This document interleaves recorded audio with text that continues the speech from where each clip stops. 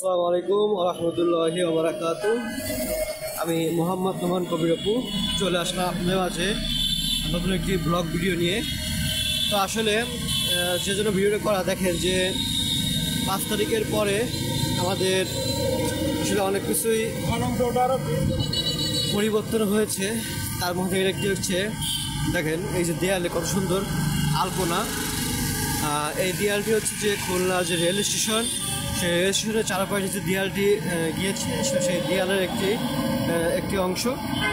তো দেখেন চারপাশে কত সুন্দর করে আলপনা এখানে তৈরি করা হয়েছে। এখানে হাঁটার যে রাস্তা সেটা অনেক সুন্দর। সামনে হচ্ছে খুলনা রেল স্টেশন, যদিও চারপাশের পরিবেশটা কিন্তু আলহামদুলিল্লাহ অনেক সুন্দর। দেখতে পাচ্ছেন খুলনা শহরে কত ব্যস্ত রাস্তা, হাজারো মানুষ তাদের কর্মসংস্থানের জন্য ছুটে বেড়াচ্ছে রিজিকের সন্ধানে। তো আমি এসেছিলাম এদিকে একটি কাজে, আমার সে কাজটি খুব অল্প সময়ের মধ্যে হয়ে গিয়েছে। তো ভাবলাম যে যেহেতু এদিকে সুন্দর পরিবেশ, তো আপনার সঙ্গে কিছু সময় কিছু দৃশ্য শেয়ার করি।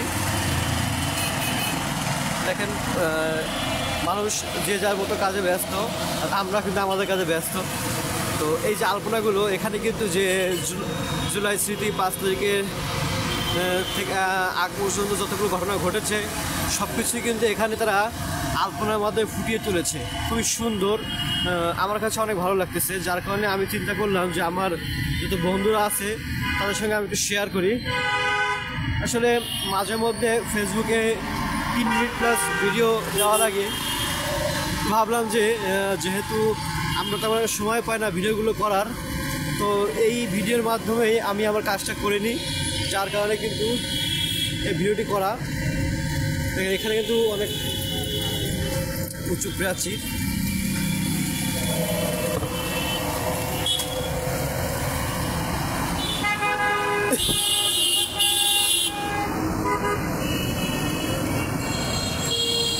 এখানে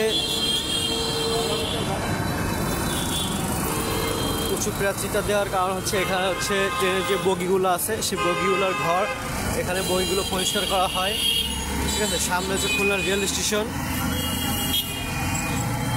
তো ইনশাল্লাহ সামনে কখনো রেল স্টেশনের একটি ব্লগ ভিডিও থেকে দেখাবো।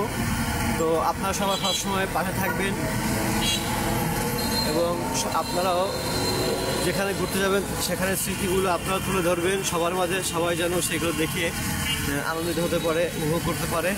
তো আজকে এই পর্যন্তই। এবারে এখানে আলপনা শেষ হয়ে গিয়েছে। আসসালামু আলাইকুম ওয়া রাহমাতুল্লাহি ওয়া বারাকাতুহু।